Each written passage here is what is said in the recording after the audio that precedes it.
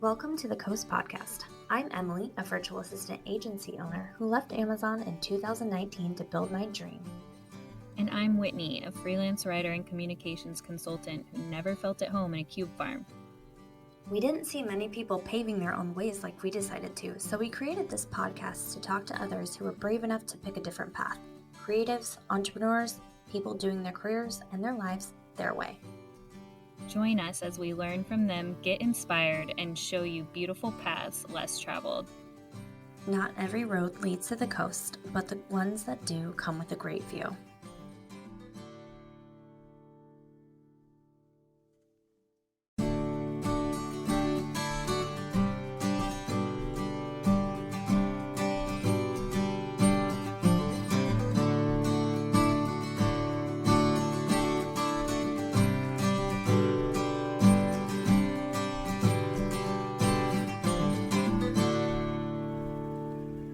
Hey everyone, welcome back to the coast. It is 2022 and we have a whole bunch of awesome guests for you. We are scheduling way out months in advance. We feel extremely popular even though we are tiny and just getting started. So thank you for helping, as our friend Richard likes to say, gas up our egos. I am Whitney Popa, and I own a communications consultancy in Edmonds, Washington. I quit my corporate job after having my first baby in 2017, and I am happier than ever. And I'm Emilie Given. I own a virtual assistant agency in Linwood, Washington. I quit corporate 2.5 years ago after a near-death experience, and I am just really excited to be on podcasts and have this podcast and interview different entrepreneurs about their journey, about them leaving corporate, and you will hear from Michelle Miller of Minty Made today. And Minty Made is a sustainable branding and web design studio. Thanks so much for being on the podcast today, Michelle. Thanks for having me. I'm so excited to be here. So, okay, tell us more in your words about Minty Made and your business. Sure. Well, since you both shared how long you've been out of corporate, I was just thinking myself of sharing that as well. So I've been out of corporate for 4 years. I most recently worked full-time for a nonprofit, but I ended up taking my branding and web design studio full-time at the end of 2020. So Minty Made, we specialize in sustainable branding. And when I say that, I really define that in a twofold. First being sustainable branding is branding that really gives a business the longevity that it's looking for. So often as people leave corporate and start their businesses, they're in a rush and they just want a logo right now. They don't care too much about the strategy behind it. They just want to get something out there. And though I do work with some new businesses in that sense, I really love working with businesses that have been established for a while and really start to value and understand the power of branding. And my goal as I work with clients is to make sure that they don't have to rebrand in the future because of the strong amount of strategy that we infuse into their branding to make sure that it's really resonating and aligning with the target audience that they're trying to reach. And then the other side of sustainability, of course, is being good for the planet. So I don't want to say on the side, but this year I just launched my first online course called the Green Marketing Academy. And this teaches people not only to shift their marketing practices to be better for the planet, but also how to keep our own energy sustainable as a business owner. Because I'm sure, as you both know, there is so much to do in the realm of marketing. You could spend all day, 5 days a week, just marketing your business. Yes. That is true. And marketing is the part of business that it changes so much all the time. And there's not, I can't imagine the amount of education that a marketing specialist has to go through, literally consistently, all the time, learning new trends and new ways of doing things. And how is that for you? Definitely. It's changed so much. I spent 11 years in corporate, and from the time that I started to now, some things have stayed the same, but a lot of the old school marketing strategies aren't really working with clients or consumers anymore. I feel that there's a shift going on to much more intentional marketing, which I like. And that's also something that I'm really focusing on teaching students that come into the Green Marketing Academy. Social media changes. It seems like every couple months there's a new feature on Instagram that we're supposed to use. And so I was actually doing marketing strategy and management for businesses up until about a year and a half ago, but just found it exhausting to keep up with my own business marketing and take on, 5 to 10 clients worth of marketing. So I decided to just build a strong network of people that I can refer out to for that kind of work, because there's other people that really enjoy that. And I just happened to not be one of those people. That I enjoy the strategy part of marketing, but not so much the implementation and the management. Yeah. I'm with you there. I get a lot of people, as a person who has seen myself out of social media management, I get a lot of client inquiries where they're like, oh, will you do my Instagram? And I'm like, no, I will give it to an assistant or a Z specifically, so that they can help you with that. Because I just don't have the energy for it anymore. Like, I can, somewhat keep up on the trends, but I'm not going to make you all your reels. I just... And the time spent having to be on engagement too. It's just wild. Yeah. There's just so much that goes into it. And Michelle, I'm so excited that you exist, and your point about the not wanting to giving people the opportunity to like get it right the first time. How do you respond to people like me who are like, oh, I want to rebrand like every couple years? Sure. And I mean, there is definitely an opportunity to do that. If your business pivots in a completely different direction, sometimes I find that clients are still serving the same audience, so their branding still, resonates with them. But I would say I tend to work with business owners that are at least like 3 to 5 years into their business and really have a solid understanding of who they're serving. But I don't think there's anything wrong with making subtle tweaks to your branding over time. But the foundation of it, if it's built in a strategic way, it shouldn't have to change, 360 degrees to be completely different. Totally. Yeah. I just Does get that answer your excited when question? when I see new pretty pictures, and everybody has those things of like, oh, my favorite Canva fonts right now. And I'm like, do I need those new Canva fonts? Well, and I think it brings up a good point too. Sustainable branding is kind of opposite of the trendy branding. Not to call anyone out, because there's a lot of great branding out there that kind of pops up and comes with the times that we're in. But as soon as it's kind of like when you walk into a house that was built in the 1960s or 1970s and nothing's been done. Like my parents had this old shag carpeting. It's kind of like that with branding.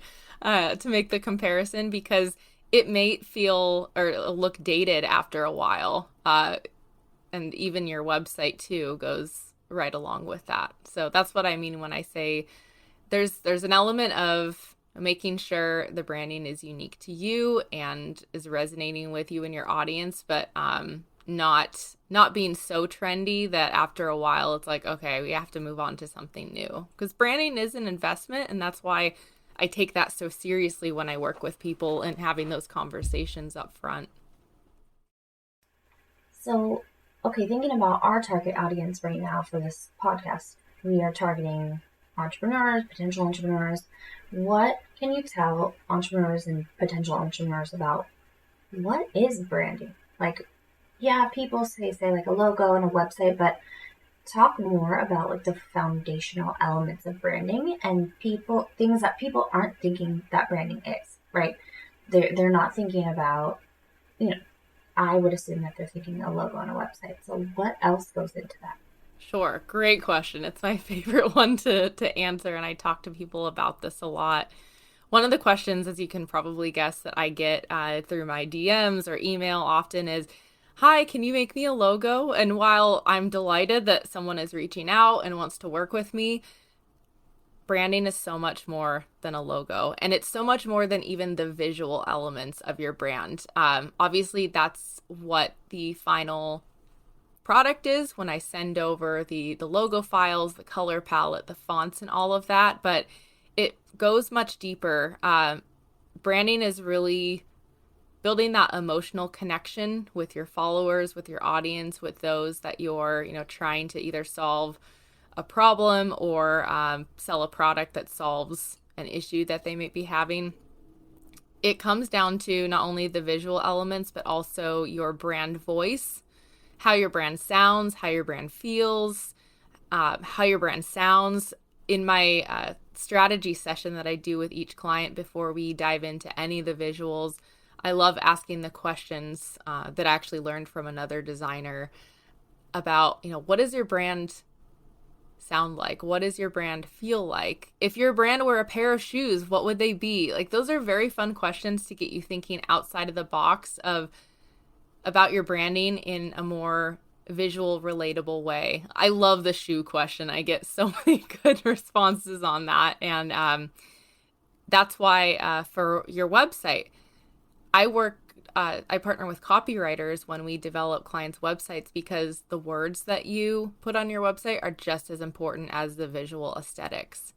And then the other side of it too is just establishing your core values, your mission statement, and all of that. And I think it sometimes gets overlooked as you're just wanting to get your branding out into the world, wanting to start selling your product or service, but really diving deep into your why, whether you're a small business or you're working on a team. Those are really the foundational elements that you want to start thinking about. And every client that I work with says, I never knew that this much thought and intention goes into branding. So that's kind of the key takeaway that I always hear. Yeah. I love that on your website you called out the copywriter that you use too, because I copyright and I have never had somebody link me in their website. I do mostly like blogs, but I do websites too. So that's really cool that you're giving everybody who worked on the branding with you a shout out. And I love what you said about it being so many different people, and then also focusing on your lane and what you're great at. Like, here's everything that you need. And if I can't do it, I have somebody I know who is super talented in this part of the branding process. Because I talk to my clients a lot. I actually just had a new client inquiry call yesterday where they were asking me some of those questions, like, will you do my social media, like they always want?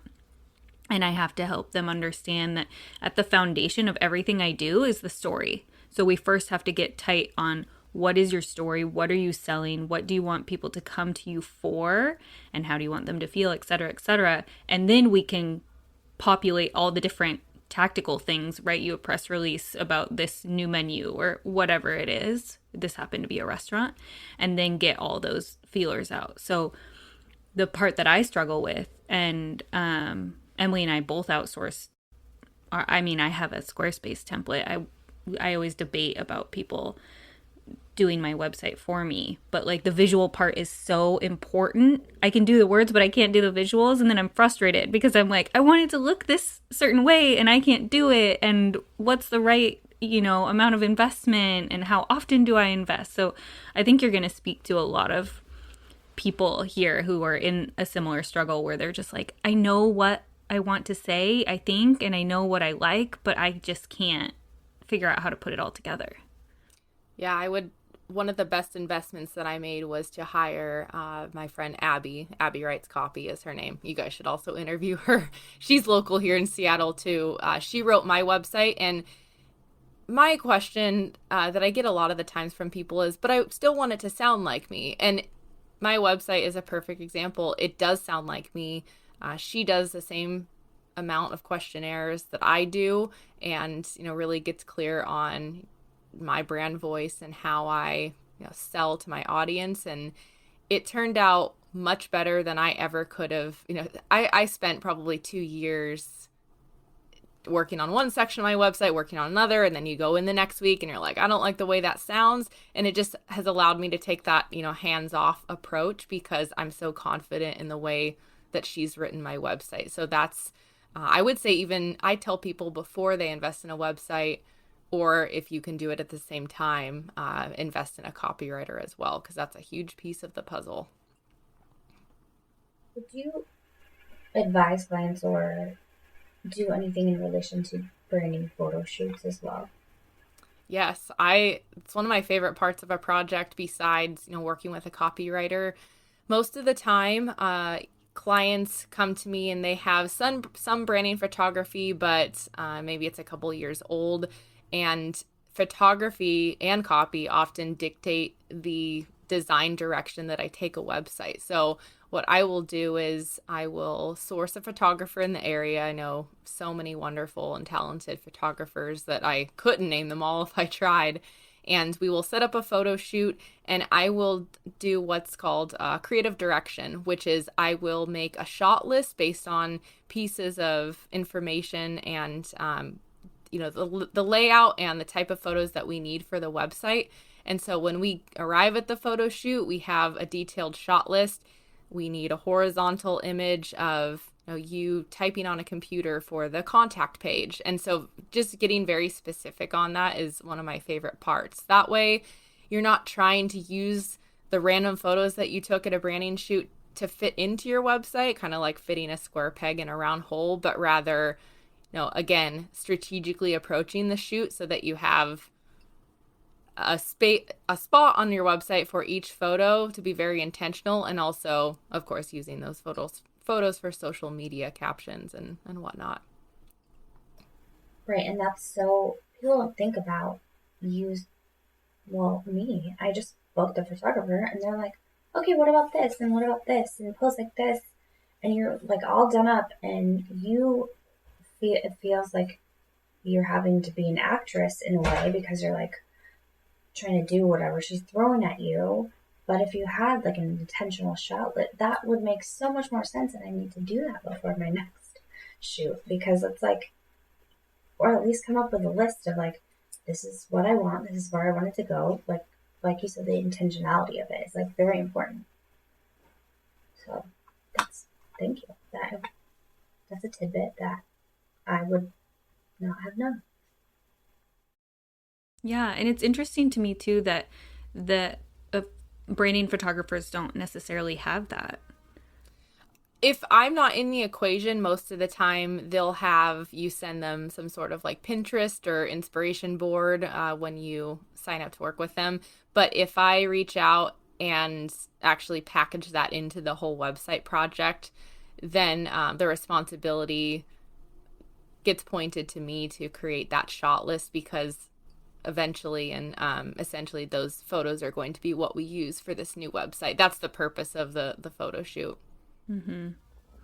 So if I'm thinking like, okay, I want to hire Michelle, I'm already kind of down the path. You probably have a lot of people like me who are like, I went on Squarespace and made my website, and I did a branding shoot, and since I write my own things, so that part is covered.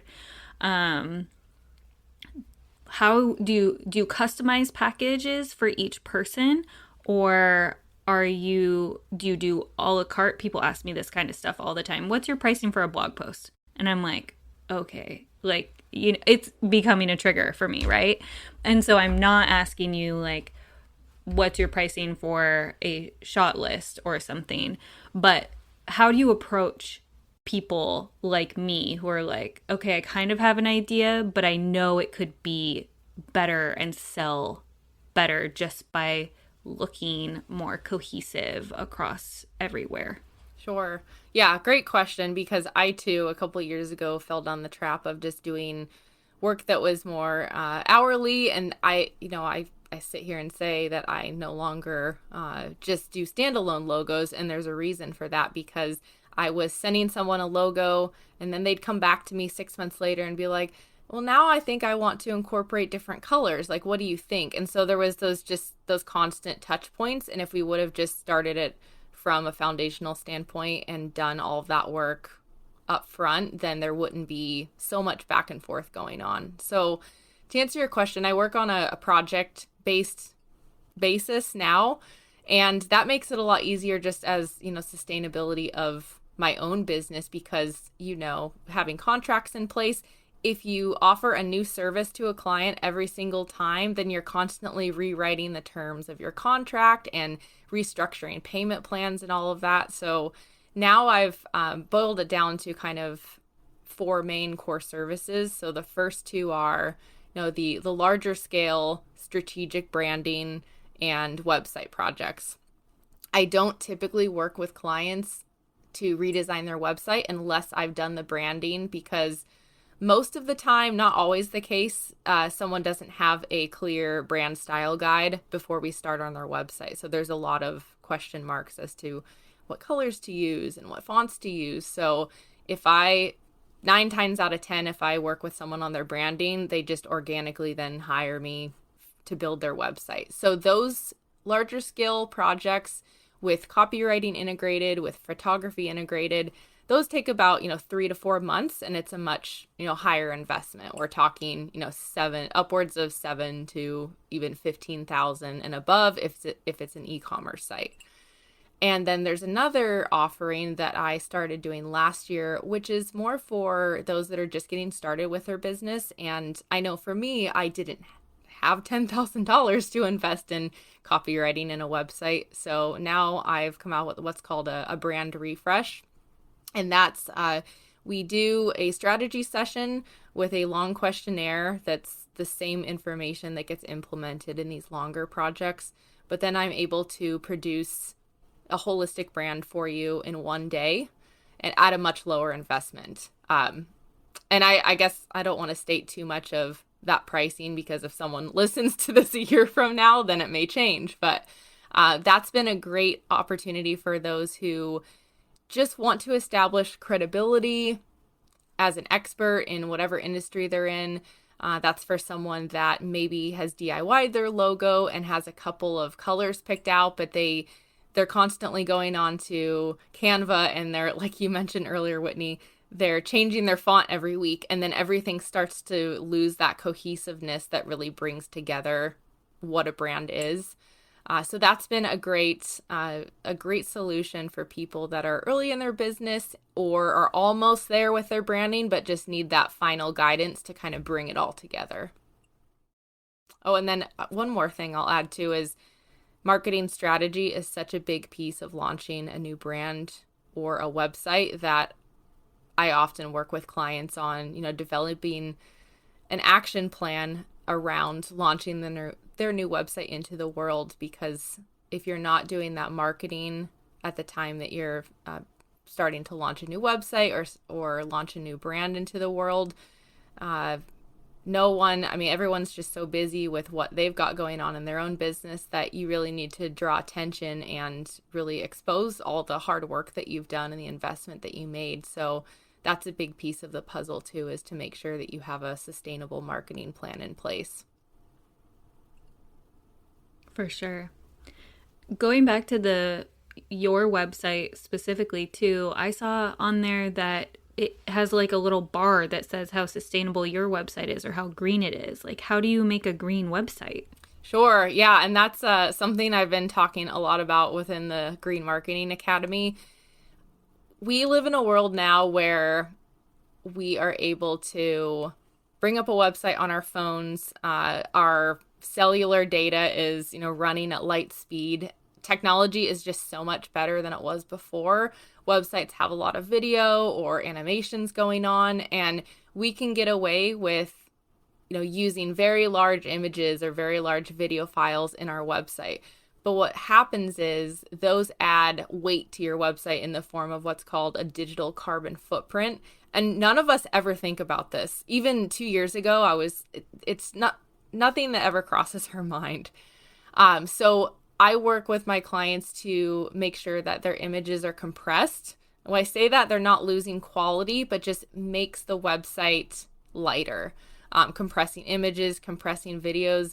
You don't usually need 1 million images on your website. So just, again, being very intentional about the images that you choose and make sure that they are, inspiring that call to action or showcasing your services in a way. And then I'll also say too, there is, a lot of website carbon calculators out there. they're not always the most accurate, because Squarespace, for instance, isn't the most eco-friendly platform to build a website on. I won't get into the details, but some of the other platforms like Shopify use renewable energy. So there's really so much to this, but it's just a piece of awareness that I want to bring to people's attention. And by using smaller images and just reducing the weight of your website, it helps your SEO or search engine optimization, because it'll load a lot faster. So if you're out in the mountains and you're trying to find a photographer in Seattle, you go to their website and nothing's loading, that may be because their website is using too much. It's too data heavy. So this is a whole nother topic that I could talk a lot about, but that's So the reason why I have that. And that there's a whole digital carbon footprint with our marketing that we don't really think about. So that's a key element of what I'm teaching in the Green Marketing Academy. That is so cool. I just had a call like right before this about SEO and image compression on websites, and there was a plugin that one of my clients mentioned called Smush for WordPress, and it makes me laugh because there's a South Park episode with Snooki in it where Snooki wants a smush, so it just makes me laugh. But it's supposed to be a plugin that helps to compress those photos and help with load times and SEO and all that stuff. So you're speaking to the right audience, and we're very eager to learn about all of this. There's a speed test type website that you can Google something where you can look at how fast your website loads, and it gives you a score and everything, right? Yeah, the website I usually use for that it's another website carbon calculator called Digital Beacon is the one I would recommend. And it actually breaks down like which pages have the largest images and all of that for you. But I will say there's been research done in the last 5 years, and then even newer research that came out last year, that the footprint of websites isn't as substantial as we thought, because the technology and just renewability of energy in data centers and all of that keeps improving. So if you're listening to this and you're like, oh my gosh, I've never thought about this, my website is probably, so heavy with images and things, don't worry too much about it. But again, have it work for you, and make sure that you compress your images so that it loads faster, and Google looks at that. And our goal is to always be one of the search results when you search a specific keyword. So if you search for social media strategy for either one of you, or virtual assistant Seattle, eventually you want to work towards coming up as a first search result on Google. Right. Or not. I don't know. I feel ambivalent about that. Right. Yeah. But I get it. Like I kind of would like to be SEO'd, but at the same time, I'm like, maybe I don't want people to find me that way. I did it at the front end of like when I started my business, and I think we're still page 1 if you search virtual assistant Seattle, which was a Cool. good goal. Yeah, but then I haven't worked on it since then, and then I actually have a new website, so I don't know if it transferred over. Well, on that call that I was on with my client, we were just talking about that, because they have a new website, but web developers aren't necessarily thinking about the photo compression and sustainability of your website either. They're not thinking necessarily about SEO. Some are, but not. Some just give you the template and plug your stuff in and customize it for you, and then they're done. Yeah, exactly. So I'm in a circle of a lot of other designers that are really trying to get the word out about this. And hopefully with this course too, it'll just keep educating people in this space to not only help our planet, but to help, your business grow as well. Is the course for anybody, or just marketers who are interested in that, or who's your target audience? Yeah, great question. I have the beta class going right now. So there are 15 students in the course. Most of them, I would say 80%, are service providers. I have a couple copywriters in the course. I have a couple of VAs. a couple of designers, and actually there's about 4 or 5 virtual assistants in there. I market That's it towards awesome. marketing professionals and, really those that are interested in learning more about how to shift their marketing efforts to be more sustainable. So eventually, it's the core class that's taking it right now is very much in the ecosphere. So they're very aware of the action that we're taking against climate change and all that. But my long-term goal is I really want the Green Marketing Academy to reach all types of businesses. I don't want to market specifically to those who are in, this eco-conscious community. I want all businesses to adopt this. I'd love to have it grow so much that we're able to train, the Amazon and T-Mobiles and all the other companies around here, because they can make it an even bigger impact than some of our smaller businesses can. That's so cool that you've got a lot of dreams going on I over love here this. at Minty Made. This is awesome. I love that you thought of a whole new topic that people need to know about. I have never heard of this. Have you, Whitney?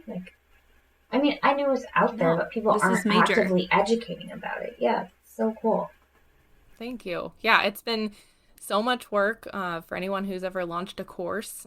You know how much work it's going to be, but you really don't know until you're in it. But it's so rewarding at the same time. Yeah. It's scary because it's so much upfront work for you don't know what. Mm-hmm. Yeah, you so hope for the best. We have the beta test run of the course going right now, and then it'll be officially launching mid-March will be the enrollment date. So if anyone's interested, I'm sure you'll probably link the website in the show notes here, but would love to have you. Yeah, for sure. How long is it?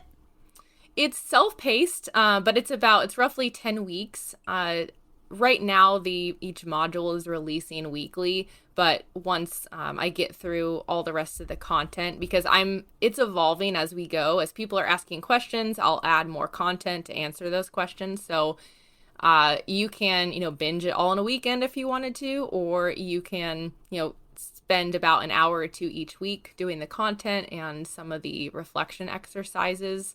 And there's also group coaching calls, a Slack community, and this whole impact hub that I've created in Notion.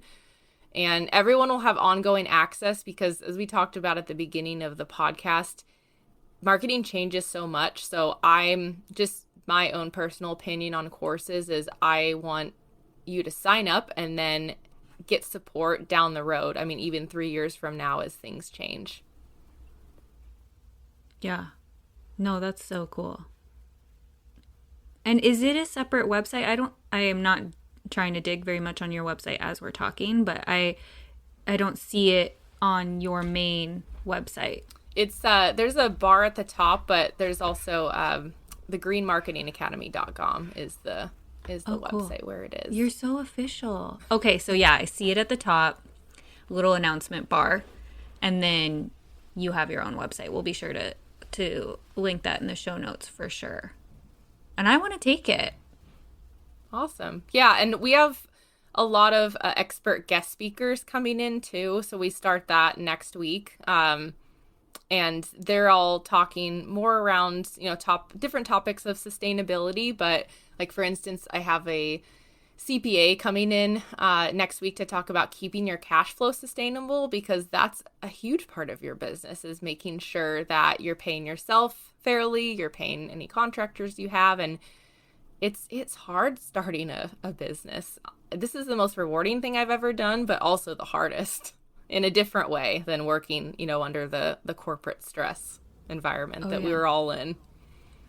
Preach, sister. I could go on for hours about that alone. And speaking of sustainability, finding that balance for myself we talk a lot on this podcast about how do you step away? And that's actually one of my goals for this year, is to put a real vacation on my calendar and not work. And I actually cleaned up some of my client load to be able to support me in doing that, because I had some time abusers who ignited in me a feeling of like being back in the corporate world. It was like, I've been doing a lot of like learning about inner child stuff. And I was like, it is an inner 25-year-old Whitney who is being triggered right now to like perform for these people who don't respect my time. And what is that about for me? And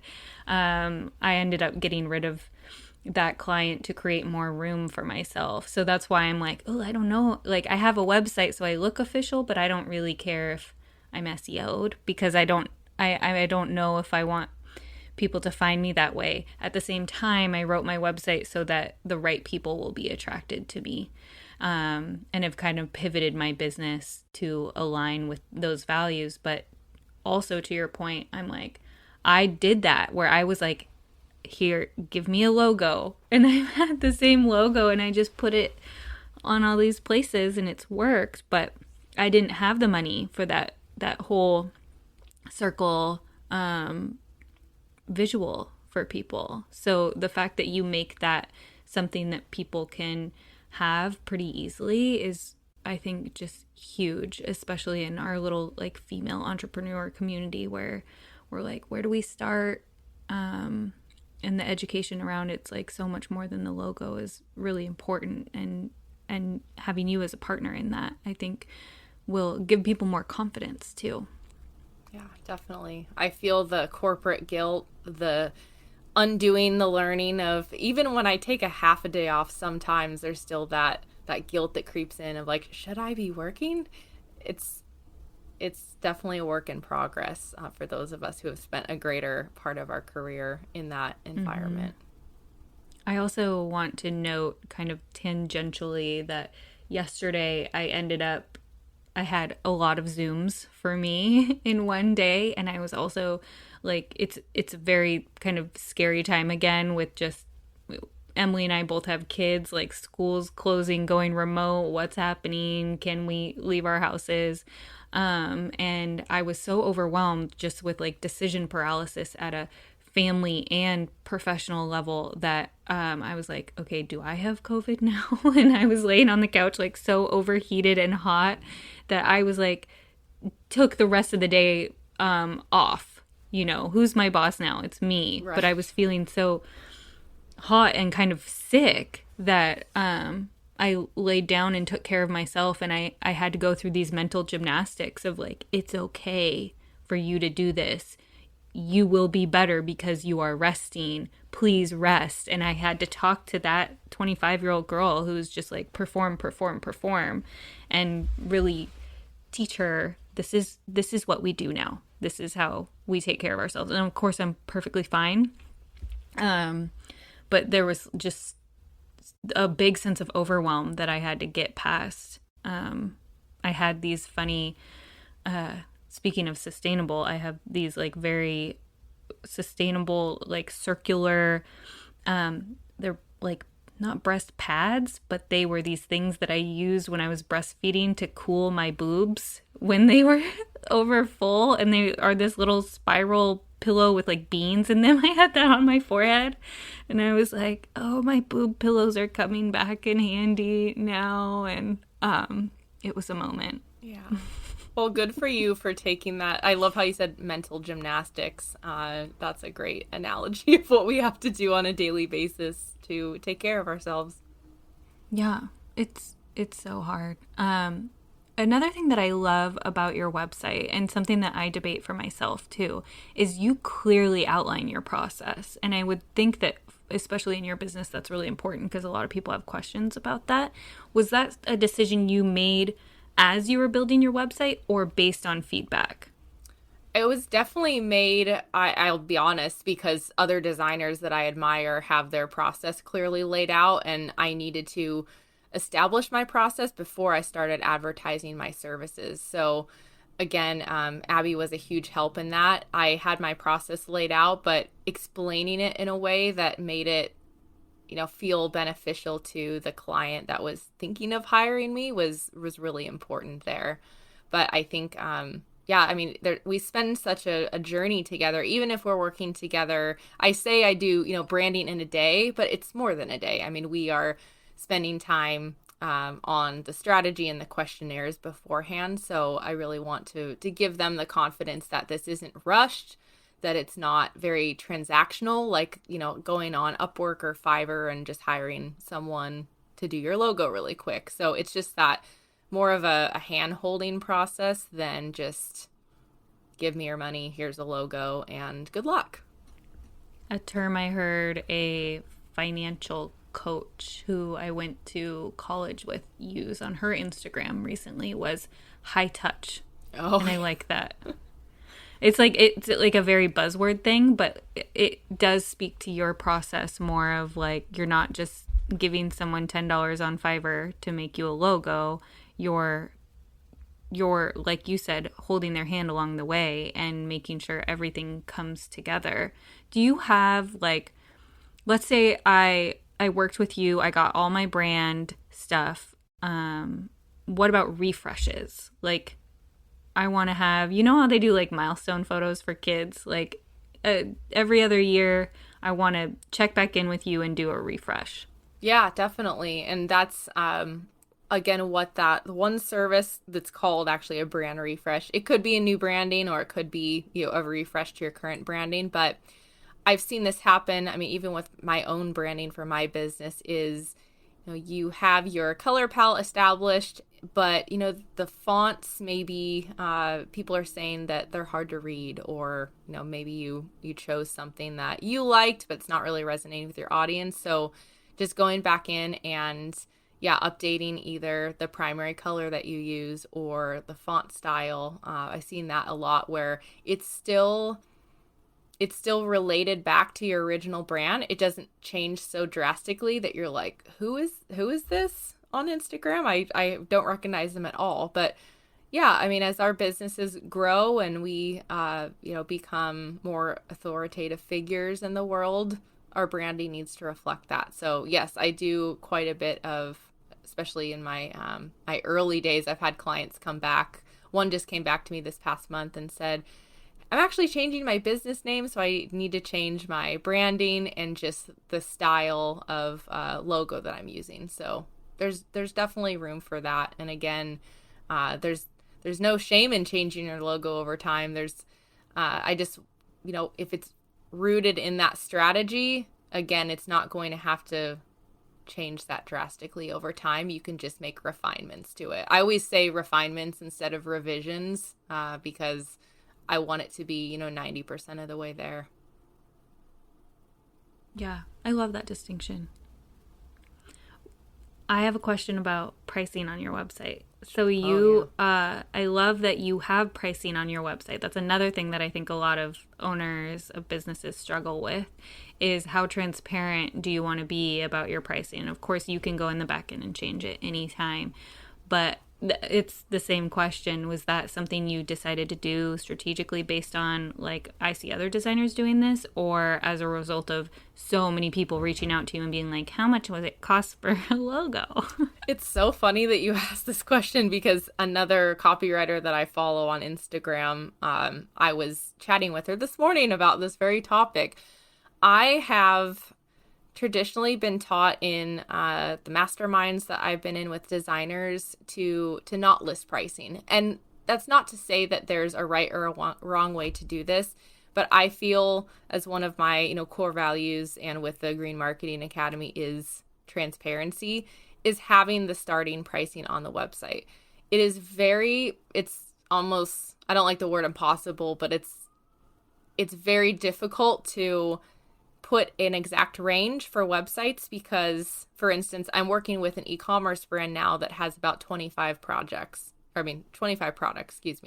and another e-commerce brand that has 50 or 100 products could come along. Their website, the price and the labor in building their website will be a lot different of a price range. So I am most comfortable listing my starting prices so that, again, it's out there for people to know before they even take the step to fill out our inquiry form, because I get a lot of feedback from people that have worked with me. I I just started listing pricing on my website about 6 months ago because it was so ingrained in me to just get on a call with someone and then kind of work with their budget. There certainly is an element of that, but now I find that the inquiries that get on a call with me they see the value in branding and they see the value of my work, and that they have the budget and they are, ready to pay for the strategic process that this takes and the time that it takes. I get less inquiries now, but they're the right inquiries. And I'm a big fan of, trying to work with very aligned clients that are aligned with my core values. And I've seen a huge shift since I've started listing pricing on my website. That's my take on it. Again, I see how people want to list pricing on their website just to get that initial touch point and then educate the person from there. But everyone's time is valuable, and even 30 minutes of your time. I don't like early on in sales calls, I don't like where you're leading up to that point of like, this is my process, blah, blah, blah. And then, and it's going to cost this much. And then you either see people say like, oh, I had no idea. Like my budget is $250. So it takes away that like dramatic buildup that I think so many of us have experienced on sales calls. Yeah.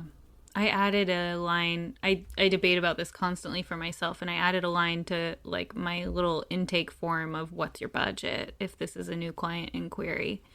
And it's interesting what people write in that. I made it like the little star. You have to fill this part out. And it just runs the whole gamut. And you're in a business similar to mine where it's like people just are like, give me a logo for $100, or you can get it for 10 on Fiverr. So there's a lot of education and aligning what you're doing too with like writing so that you're attracting the right clients, and thinking of your marketing in that attract to me rather than chase is something that has totally changed my business as well. So I think it's cool that you put your pricing here. I like the transparency a lot, and now I'm going to go and debate it even more for myself. Yeah, awesome. Yeah, and I would say it's a constant work in progress. I've debated about putting the what is your budget question on my inquiry form. I would say 9 times out of 10 people don't know what branding or web design costs most of the time. Yeah. Hey, my husband doesn't even know what a couch would cost. So how are they going to know what branding would cost? And it's the same thing where it's like, well, what kind of couch do you want? Like all of it is just, you're asking a broad question about something that could go so many different directions. This is really fantastic information though. And I think our audience is going to get a lot out of it. One last question that I have for you before I hand it over to Emilie for more questions from her is, can you speak to like 1 or 2 of your favorite projects recently and why? Like what was so exciting about them, or what did you love that you worked on with them? Sure. Last January, so about a year ago, I started a project and work with a woman who is an emergency room doctor in Port St. Lucie, Florida. Her name is Dr. Portia Robinson, and her business is Elite Holistic Group. And she talked about me on a podcast that she did recently too, which I really appreciate. And she is a health and wellness coach, or she labels herself as a holistic coach. I worked with a health coach in 2018. I worked with an emotional eating coach because I was a big emotional eater. I thought I was the only person and something was wrong with me that I did this. And Amber Romaniak was my health coach, and she completely changed my life. Just the way that my relationship with food, the way I used, food as a really like coping mechanism to deal with overwhelm and stress. And she was a huge help in that way. And I really found the money that I spent with her to be very valuable and life-changing. I know that sounds dramatic, but it really was. And so when Portia reached out to me, I let her know that I really understood and valued what she was setting out to do with her clients. She does one-on-one coaching, she does group coaching, and she really emphasizes not only, the nutritional aspect of this whole crazy diet culture that we're in, but also, the mindset behind it and doing the work within your mind and not just going to the gym and eating low carb, and just really approaching it from a holistic perspective. And I shared that with her on our initial consultation call.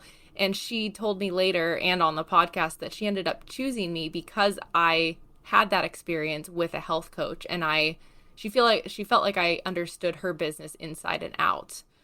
And so she was one of my favorite projects last year to work on, because even though we live at opposite ends of the country, I was able to work with the photographer and do the whole shot list for her website. I was able to help her actually through writing the copy. I can write copy myself for that particular project. She and I were able to get it done in a really meaningful way for her audience without hiring another copywriter. But just working with her was almost like going back and working with my health coach, and some of the same, struggles we have as a business owner. Her and I still chat to this day about, the programs that she's doing, and it was just a really rewarding experience, and I had a lot of fun with that one. And then others that I can speak to are a couple of the branding refreshes that I've done with friends of mine that I've met at yoga classes, or I even met someone at a bridal shower recently that ended up working with me. And again, this was a much faster project, but just feeling their gratitude at the end of the day when their branding was done, and them saying, I never could have come up with this in, a year, let alone a day. And just, again, just feeling very grateful, and that I have a place and a purpose in this world to help people with their visual branding, and just increasing their confidence to, go out on social media, to launch their website. Because so many business owners, I feel like, you'll just say like, oh, my website's up, or they won't even say anything because it's not where they want it to be. And, I can even relate to that. So those are probably that's the one big project that had the most impact on me. And I'm actually just starting another project right now for a skincare brand in Snoqualmie. And I have a feeling this one's going to be a lot of fun as well, because there's packaging involved, and I haven't done that in about a year and a half. I was going to ask you about packaging. Yeah. So I'm glad you mentioned I it. love packaging, and especially the whole sustainability side of it. I took a course last year that, certified me in being able to recommend the most eco-friendly packaging for projects now. And that's been a lot of fun too, is help guiding people through that process of where their products go after someone's done using them, and how we can lessen the landfill. Okay, that's another thing that just totally blew my mind. Like, I didn't even realize that you could be certified. I feel like I would just Google it. Like, eco-friendly packaging, here, I recommend these to you. Yeah, it's a lot of fun. So, okay, we're going to wrap up by doing a couple rapid fire questions, and then you can tell people where they can find you, Michelle. Okay. So, okay. These are meant to be quick ones, but sometimes they're not. So do with it what you will. What are you the proudest of in your business right now? I would say setting healthy boundaries with clients. Yes, girl. Yes, that is amazing.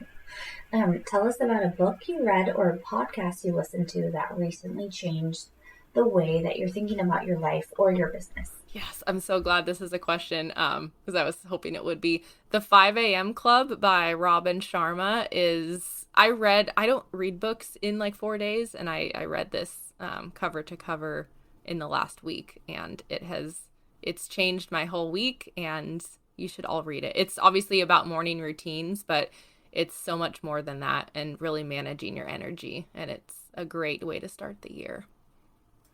Do you actually wake up at 5 a.m.? Yeah, I have this whole week, and I thought I would be exhausted by today. I got up and did a workout, and I'm feeling good, so can't complain so far. It's working.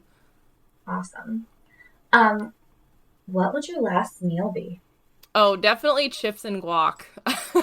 I think I had that on my website at one point, but yeah, I could just make a meal out of that.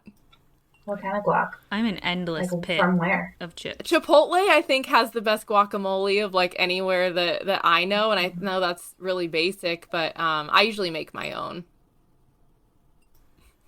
Got it. I also love Chipotle. Yeah, the lime. I think it's the lime that does it for me, it's the and on the lime. chips too. On the chips, yeah, and the salty chip. Yeah. Yes. Um, what is the best business purchase in the last 6 months that you've made under $100? Ooh, under $100. I would say probably a book. I'm staring up at my bookshelf right now. Um, Building a Story Brand by Donald Miller was a great purchase. Yep. Whitney talks about it all the time. Yeah. I mean, I've made a lot of purchases under $100. I think some of the networking events, like the Danica, a Green Sound Bath host, like that was under $100, and I met you both there, so I would say that too. Yes, you did. For sure. I think that's a good point. And finally, what's lighting you up lately? I am getting married in July, so that is exciting to look forward to. And That's so exciting. obviously, I'm really into sustainability, so trying to make the day and the wedding planning as sustainable as possible, because I'm learning that the wedding world especially has so much extravagance and unsustainable methods to it. So that's been a lot of fun. I got my wedding dress in a very sustainable way. I'll leave it at that. You'll all read the story at some point. Well, congrats. That's so exciting. Thank you. I got an eye twitch planning my wedding, which I do not wish on anybody. It is stressful. I actually did too. I really did. Yeah. And awful. everyone says, "Oh, just enjoy your engagement." And I'm like, "I am," but also it is. And we're getting married in my fiance's parents' backyard with 100 people or so. So we're not doing this huge thing, but it's still a lot of moving pieces. Yeah. I think I got the eye twitch because we had a planner but she wasn't great. It was like Eastern Washington type planner. So, I wanted to focus on the marriage. So we did a lot of like premarital stuff and making sure that we were solid and going in with the same values and everything, which I highly recommend to everybody. But then when it was the decision paralysis thing again. They were like, look at these roughly tablecloths. And I was like, I already picked the tablecloths. Like, don't ask me about this again. So then I would get all stressed out about all those decisions I didn't care about. Yeah, and family and friends always want to help, but then sometimes it's just more overwhelming talking to so many people. Absolutely.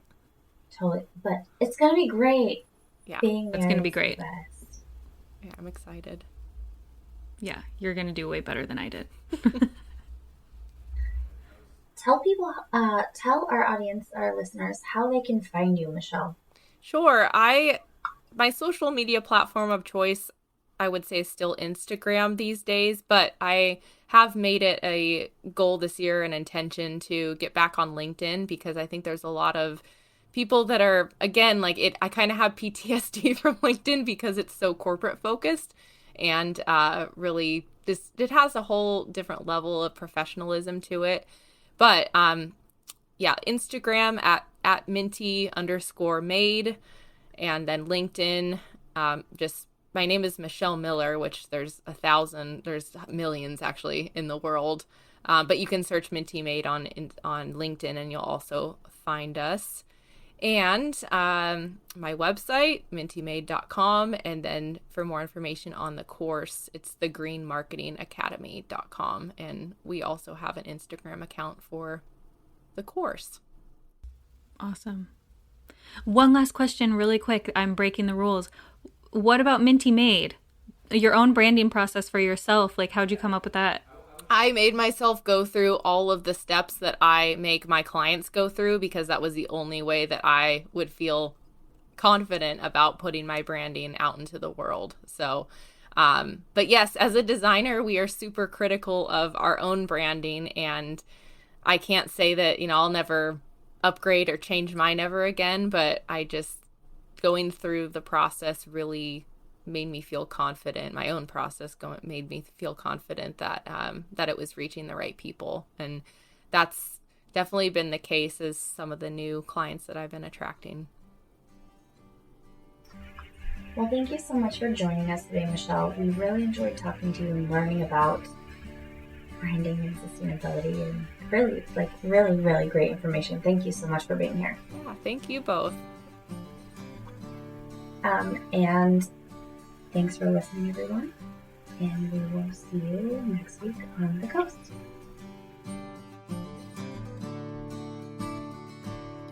This episode's music was provided by Sloan Best. And editing provided by Kayla Shu.